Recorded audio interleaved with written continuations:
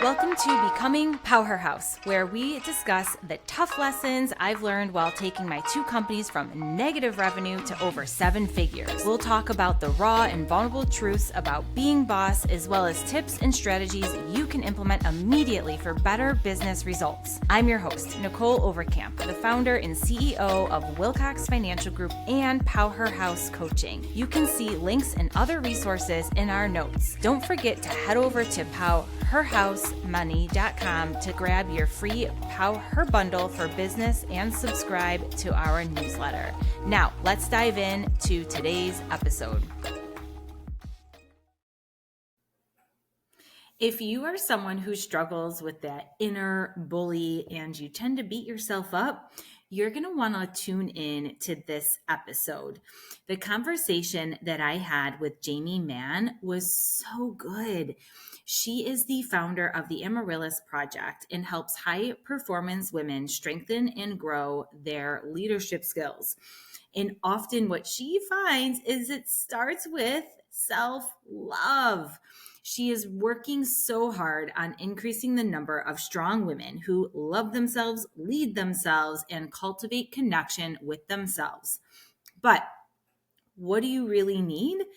How about working with somebody who has been there, done that, and really overcame her own challenges with loneliness, internal bullying, and self-doubt? I love authentic coaches who have gone through the hard stuff themselves. They've came through on the other side, and they're here to help you with any breakthroughs that you need. So sit back or take a walk or whatever you do when you listen to these things and enjoy my chat with Jaime. All right, my powerhouses, we are here with Jaime Mann. And before we get into it, I must say, for those of you who are not watching the video version and you're just on the audio, she is this like beautiful, very well-dressed human with a super awesome, like trendy, badass haircut. And I showed up this morning looking homeless. And so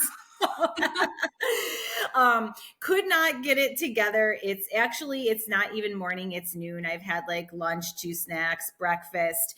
And this is the first time I am seeing my face on camera, and it's terrifying. I just realized I have no makeup on, and so I don't know if anybody can relate to that, but hey, how are you doing, Jaime? I'm great. How are you? You don't look homeless like you put it. You look like a woman doing probably 500 things at the same time. So yeah, well, I appreciate your kindness. So, you, of course, now, Jaime, you're in the business of coaching. You've started your own coaching firm for other women, and from experience, I know no one starts coaching just to start coaching, right? It's because you've experienced in your journey and in your business a lot of pain. And like most coaches, myself, you, like, we want to make a positive impact and change and help other women avoid the bullshit that we went through if we can help it, right? In one capacity or another. So I would love for you to just share with the listeners, like, where you got started and how you got to wanting to form that coaching company. Because I know from some of our calls, it was very much part of your why. And you're also in a man's field with your husband in construction. And so, fill us in, my friend. Right. Okay. So thank you. Thanks for having me. I'm super pumped to be here. I would say everything you just said is absolutely true.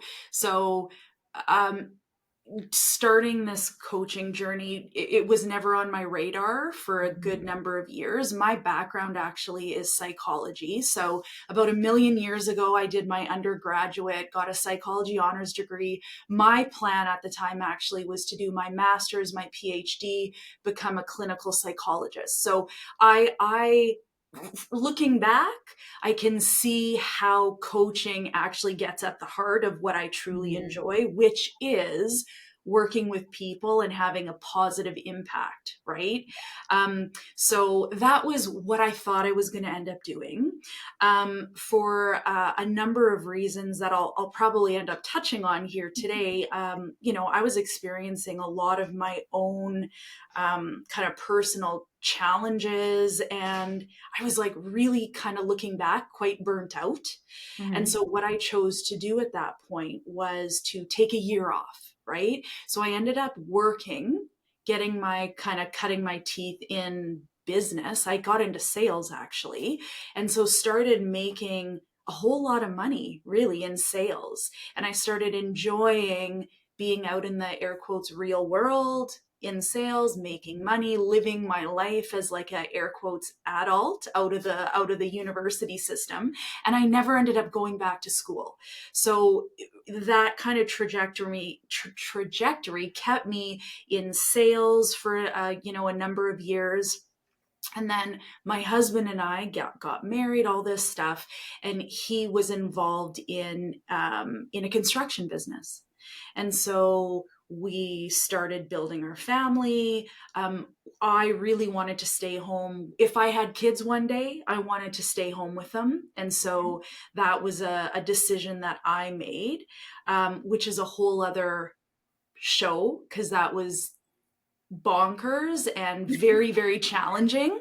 And so when I decided, okay, I need to get back to business, but I don't want to go back to the sales I was doing. So Mm-hmm. what is this going to look like? And so my husband and I talked about it, and he was like, well, you know a whole lot of stuff. You've got a whole lot of good experience. And flexibility at this point would be super, super good, having kind Mm-hmm. of youngish children. Yeah. And so he said, why don't we work together? Like, why don't you think about that? And so I thought about like, what would that look like if I actually became a formal part of our construction company? And so, I ended up making the decision to come on within the company Mm-hmm. because I was an owner anyways, right? So I'll Right. just work in it. And so doing, all the human resources, programming, policy writing, and what I found is I really enjoyed the part of the work that had to do with speaking with people, Mm-hmm. talking with people about what they want, Mm-hmm. how to get better, what they need out of their work, how to build a culture that supports people and engages people. Like all of that was what I was really enjoying. And so that was kind of like swirling around in my head a little bit. And through this whole journey of self discovery, which is one of the really important things for professional women to continue on and allow themselves to invest in, Mm-hmm. through that process for myself, I started putting the pieces together as far as what do I want to do? What are my talents and strengths? Where is the best use of my time? What's going to light me up and have a good Yeah. impact? And so I started really kind of toying with the idea of, okay, I'm not going to go back to school and be a clinical psychologist. That doesn't align with me anymore. I want to work with people on the side of the continuum that takes us from okay, average, getting by to like flourishing, killing it, smashing stuff, goals, right? Like that's the side of the human continuum I get really excited about. Mm-hmm. Not so much the side that is suffering, all of that kind of stuff, illness and mental health Right. problems. I want to be on the other side. And so I decided, in the last couple of years, okay, I'm kind of doing a lot of coaching without realizing it. And Mm-hmm. so I took the step to get a formal, proper coaching certification, get, ICF accreditation. I've also done my Clifton strengths. So I love working with people as far as what are your strengths? Do you know what they are and do you believe them? Right. And so there's a couple of things I've done to kind of bolster up my services. But Mm-hmm. essentially, I find when I work with professional female executives, driven women, there's a lot of commonalities, and I see them as things that I've myself have worked through. And so it was kind of like all of these pieces fell into place, and I just slowly started working towards this goal. And a few years ago, I officially opened the Amaryllis Project, which is I work with women and men, or those who identify as women. But I really, really enjoy working with females because I just see so much of myself and I just Right. want to help, right? So Yeah. I get excited about that. Love it. And in this journey, right, a couple of questions is the first is how long did you work in your construction business before saying, you know what, like I think I want to do this next thing? Like how many years did that take you? A lot, a number Yeah. of years. So Yeah. I am like currently, this is my construction office. I'm the one pink office here. Mhm. And I like pink. But so I am still, I'm kind of splitting my time between our Mhm. construction company and my coaching and speaking Yeah. and facilitation that I do. So currently, it's a really nice mix because I Mhm. get to do a whole lot of different things. But I would say that, I've been officially Mhm. in my role here with our construction company for about 12 years. Okay. Because my youngest kid is 12. And Mhm. so I kind of like, as soon as I had him, was like, hey, this is going to happen. Yeah. And so it's been about 12 years of being in here. And I would say it was 5 years ago where I really kind of decided, okay, I'm going to start Mhm. taking steps to working towards where I see myself being.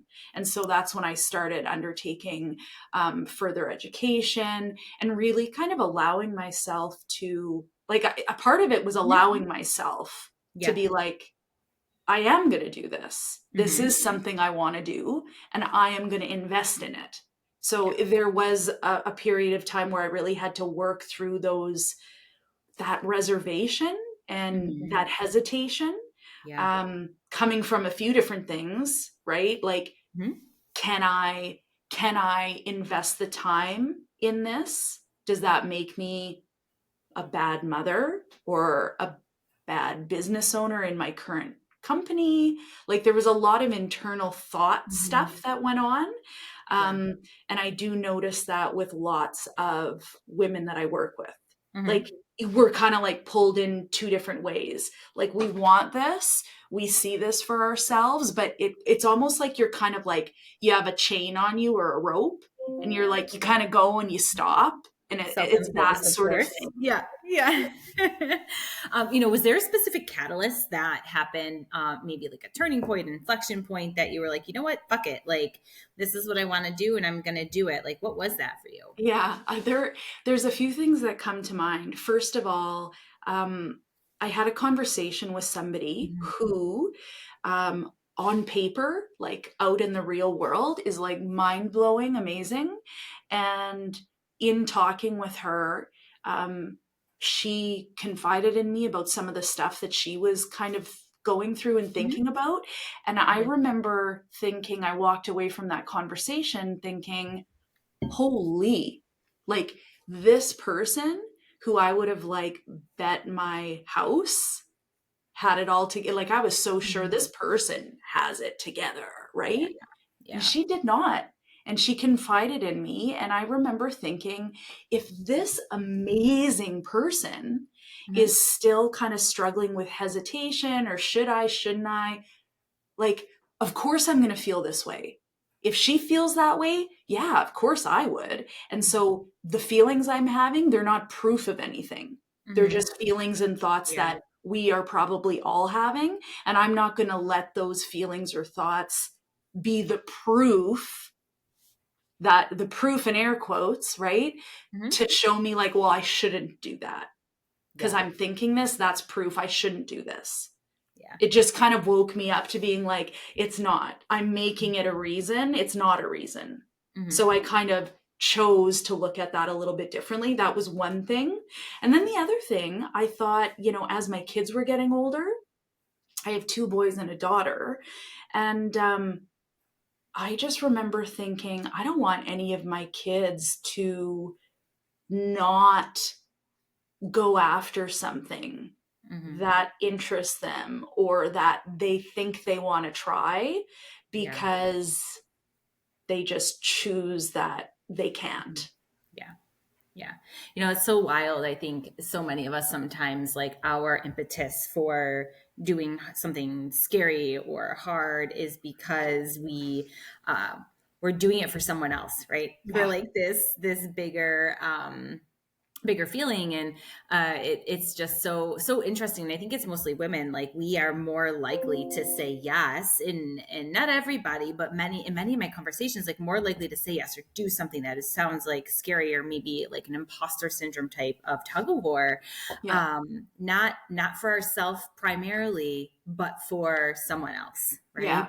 yeah, And I see that a lot too, if it, like, not for your kids, or even in my financial planning company, when I'm talking to parents and we're going over maybe some challenging decisions. It's like, well, what do you want to show your child? What example do you want to live, right, and lead by? right. Because they're learning from you. And so does that change how you choose to move forward in this life, right? And Hmm. the decisions that we make. It's so interesting. And to your example about the woman who you were like, she definitely has her shit together, she's Yeah, awesome. And um I've had the same refreshing experience where there's been so many women I have put on this pedestal, and I was super right, intimidated by, and I'm like, oh my God, like, I would love to be them. They're incredible. They're amazing. And like this force, right? You know who right. I'm talking about. Like, there's those 100%. women that you're just like, oh my God.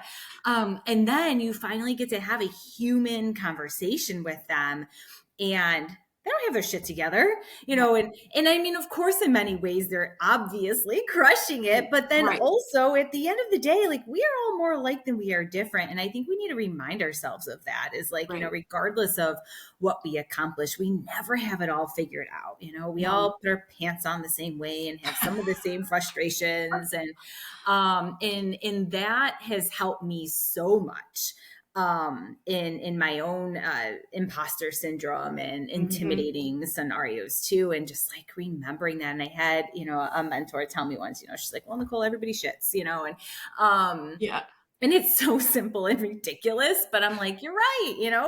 Why do we do this to ourselves? And like, right. it's easy for me to feel very inadequate because I'm constantly like comparing myself to where I think I quote unquote, your air quotes, should be to Yeah, right. to what everybody else is doing. And then, like, age comes into it. And I think for women, it's more real than men, where we, again, it's those more so internal pressures. But let's be honest, like, society is different.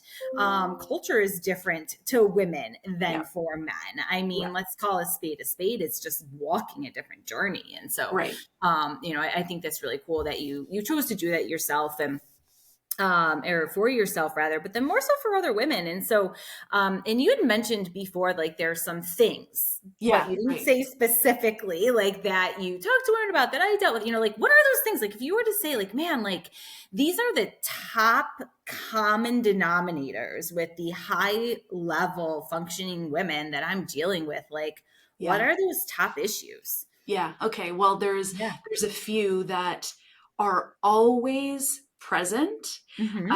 and it's humbling because, like you say, it makes me realize, like, we're far more alike than we are different. And it's Right. also humbling because I honestly feel very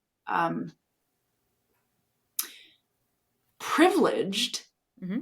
um, lucky to be able to have these conversations with Yeah. people, because I think that in the way our world is today, having a real connection with somebody, having a human conversation with somebody, Hmm. as you say, Yeah. is so valuable and can actually impact us in ways that are almost unfathomable. I got And you. so one of the things that comes up very frequently is this idea, like, the pressure is real. When you mention, society, there's, one of the things that I love learning about, because I like seeing where we're going as a world, with bias, with how women are treated differently than men in leadership roles. And one of the things that comes up is like, how can I be a leader when I'm not a leader? That's something that comes up, this pressure to lead in a way that doesn't feel authentic to who we are. And so there's a lot of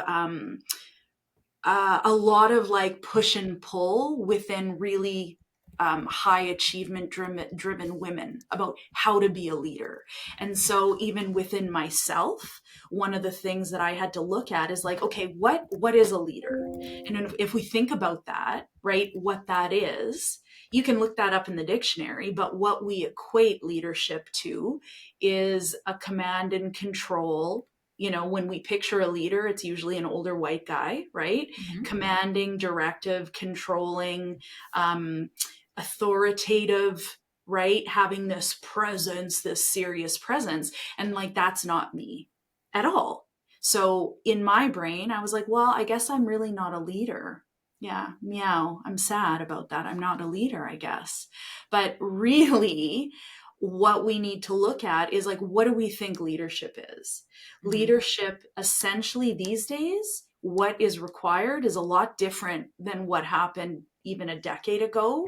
And people aren't looking for the authoritative person who knows everything, who has all the answers. What people are looking for is a human who is committed to some sort of common good and who treats people in a way that makes them feel seen and heard and understood. It doesn't mean that leaders don't have high expectations. It doesn't mean that leaders don't have honest, open conversations about what needs to change. Like, that still all happens. But I think that one of the things I notice is that there's this, without even being aware of it, it's like this belief, like, I don't really fit into what this whole leadership thing is. So feeling kind of ashamed, like, I guess I'm just not a good leader. And it's like looking at what is leadership and how our kind of societal beliefs have created this. And it's not true. It's not what's needed and necessary today. And so working through that and being able to look at, what do I bring to the table as a leader? Right? When I even did my Clifton strengths, my first strength is empathy. And Clifton strengths, for anybody who hasn't done them, like, they have a couple different categories of the strengths. And you have the orange strengths are going to be the ones like, authority and like the leadership strengths. And my oranges were not high. My connecting kind of relationship building skills are higher. And at first I remember going, wow, that's really eye-opening. I guess this is going to be a problem for me. But really, it's not. It's about understanding what we bring to the table. And I lead in a way that uses my empathy to build very fast, honest connection with people. So, like, again, when I mentioned pieces falling into place, lots of times when I work with people, there's that happening. There's a part of understanding what beliefs I've been kind of using to limit myself without knowing it, understanding who I am and what I bring to the table, and being able to communicate that and utilize that in a way that, basically helps me reach my goals, helps me lead my team, helps me reach people in my community.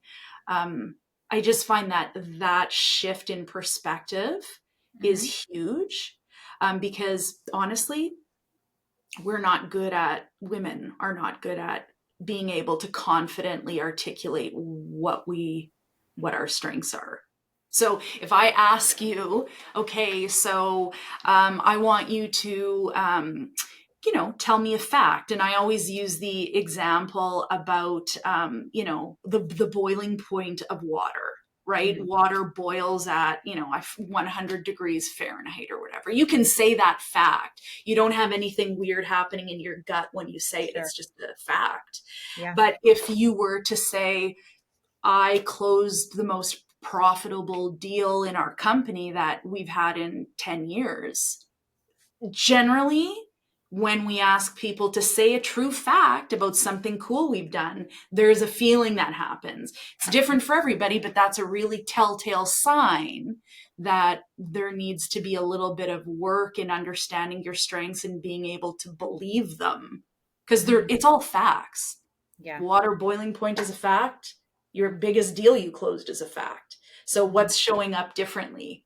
Those are still facts, right? Mm-hmm. So being able to articulate and believe it in a way that actually sets you up to create positive momentum. Mm-hmm. Like it just propels you forward Yeah. instead of dealing with some kind of weird squiggly stuff that comes from, I shouldn't brag, I should be nice, I should be kind.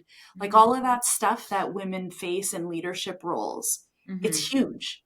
And Yeah. we sometimes underestimate how important it is to look at. Yeah, it's funny when I hear women saying stuff sometimes, whether it's a reason, excuse, however, I Yeah. always ask the question like, well, let's back up. Is that a thought or a fact? Because thoughts aren't facts, right? Yeah, So, right. so let's really define that Yeah. and reverse engineering to it. And, it's hysterical. Like and you probably find this with your clients all the time is like, as we say things out loud, you can have a chuckle about it because immediately they're like, oh, I call bullshit. Right. And, it's like reminding ourselves or who we're working with, like you are way more capable than what you give yourself credit for. Like knock it off. Like what caused this or, why are you holding back? And I love that you're giving women the ability to unwrap that, right? And because it's so important for all of our mutual success. And I think when I see other women doing bold things or celebrating themselves or talking about the facts that they know,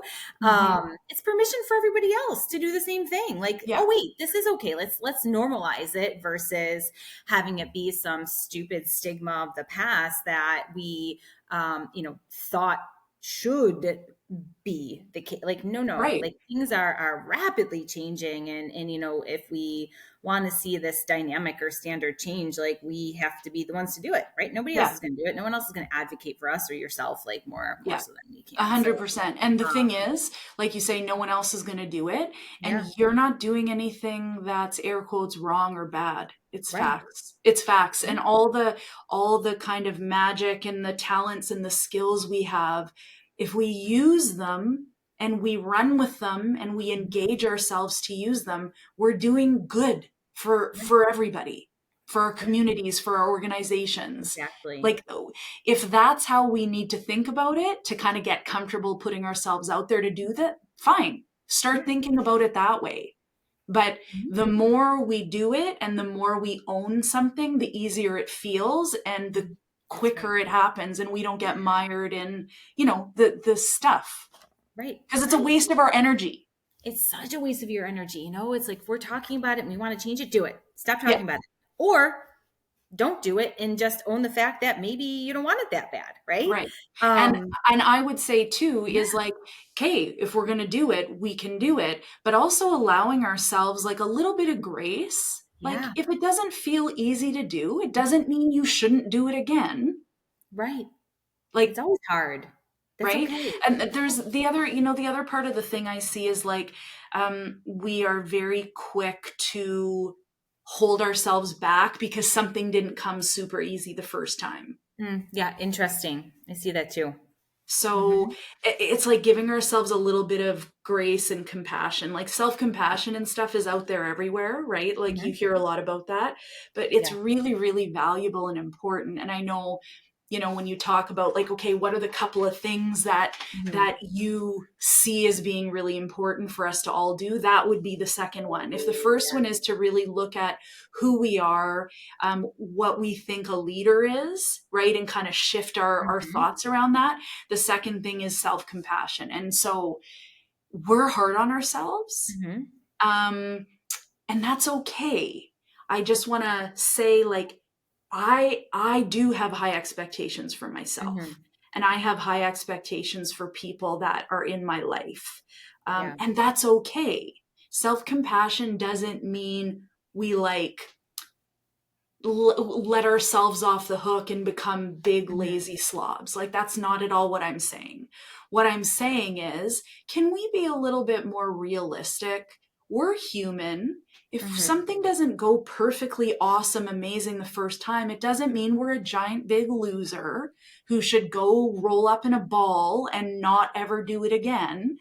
It Mhm. just means, hey, I'm a human. I'm learning what worked, what didn't, what do I want to try next time.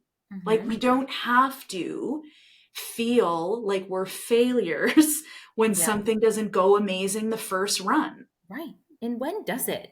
Hello. Like, really? You know? Never. And why do we think that it should? And so I agree. It's like, just keep going, keep trying. And they, it's grit, right? Angela Duckworth and Totally. the whole thing, like, if you want to be successful, it's not being the smartest. It's having the grit and the belief and the unwavering commitment in that. And you're going to fail a lot. Like, it's Yeah. not going to All be the time. perfect. It's going to be sloppy. It's going to be ugly, and that's okay. And I love that you said self-compassion, because it's not, to your point, like, I think, sometimes we also nowadays we hear too much, I think, oh, self-love. And I Right. think some people, not all, and probably not many of my listeners, because again, we're probably more alike than we are different there, but some will say, oh, well, I let that go and I didn't do it because it felt really hard. So I got a massage instead. And it's like, well, wait a minute. Like, Right. forcing yourself to do the hard things is self-love, because you're capable of achieving it. And you have to love yourself hard enough to get through that and do the things that you don't feel like doing to get what you want. And it's not always like, Yes. yeah, we need a massage and whatever, but like, it's not just like dropping it, letting it go and saying, oh, I'm going to treat myself. It's like having that unwavering faith to continue to do it, but the Right. compassion to know that it's not perfect on the first try, and that doesn't make you an idiot or a failure or Right. incompetent. Right. Like, it And I just means think it's that's, new.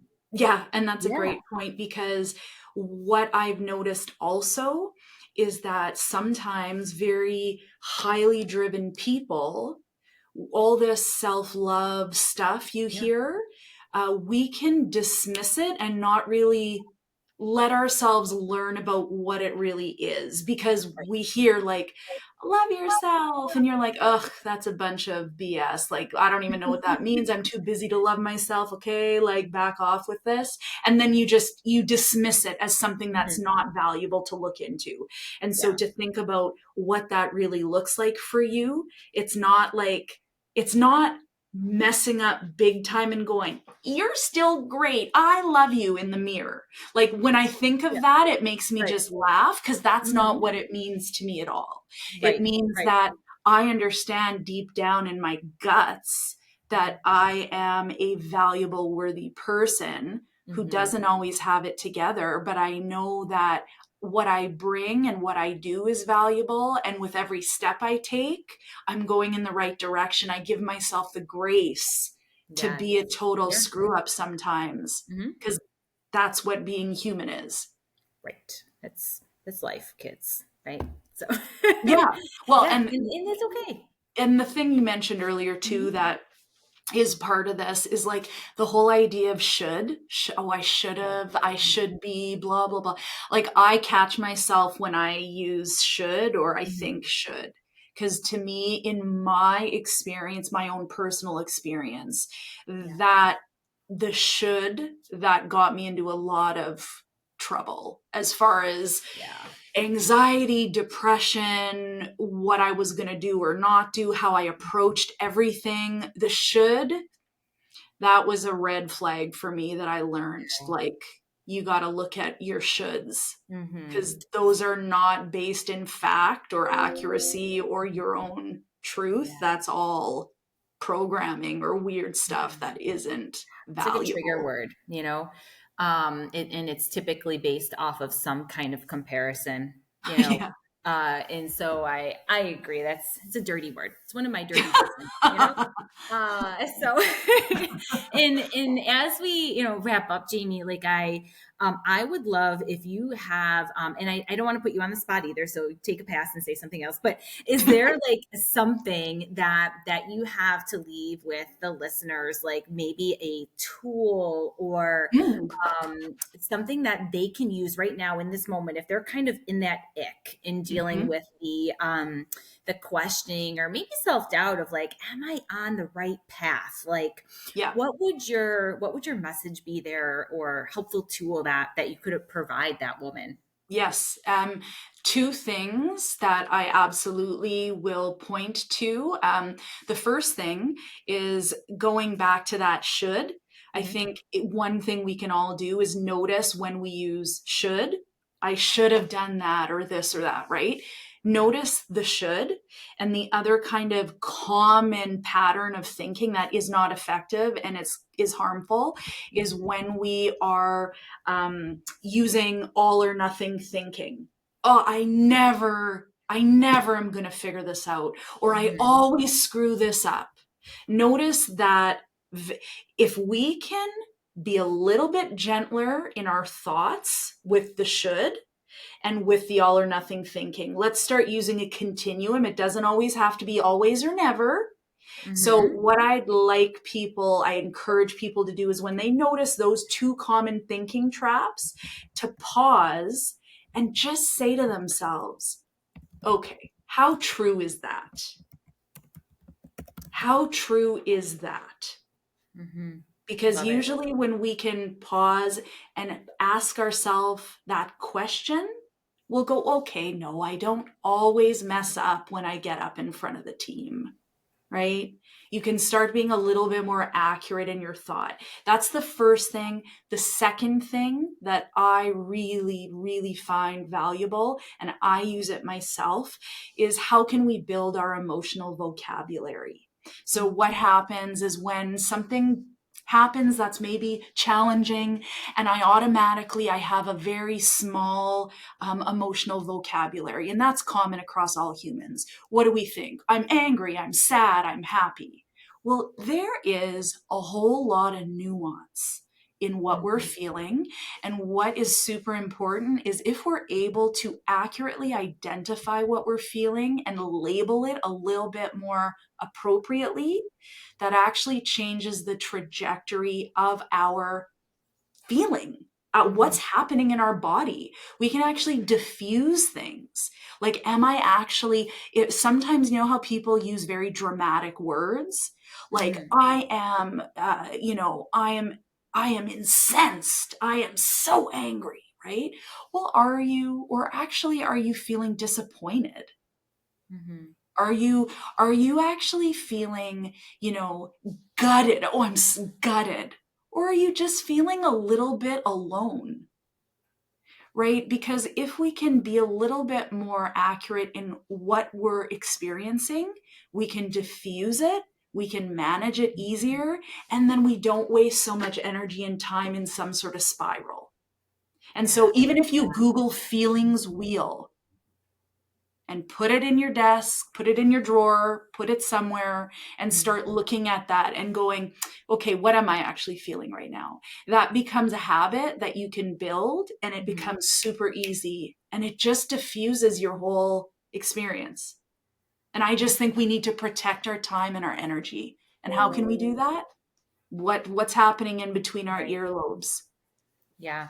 Yeah. 100%. Thank you. That's super helpful. And I was listening to something else too, and I'm going to screw it up, so I'm not going to say it perfectly, but it's like, some things just can't coexist. And so if you can unpack your feelings, you can't feel in control and very anxious at the same time. So Right. unpacking that feeling and then focusing on what you can control, or controlling the controllable, or converting that feeling Yeah. maybe of helplessness to, wait a minute, like, let's gain control and then decide what the root really is, and Right.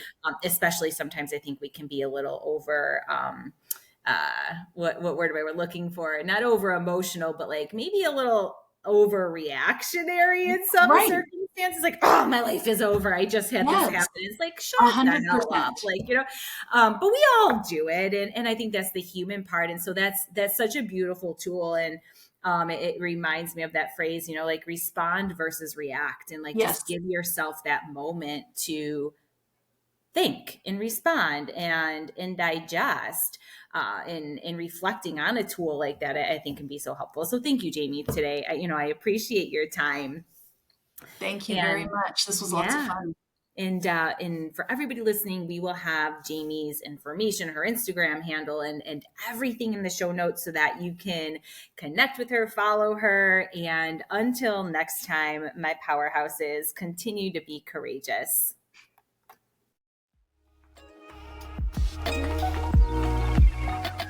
Thanks so much for listening to Becoming PowHERhouse. You can find all of the links to our site and resources in the show notes. Let's connect on Instagram at PowHERhouse Money, and don't forget to subscribe to our newsletter at PowHERhouseMoney.com. Remember, I want to connect with you. I want to hear your thoughts and help you with all the challenges you're having. So engage, send me a DM. And of course, if you're loving this podcast, let us know and go ahead and hit the subscribe button and leave a review.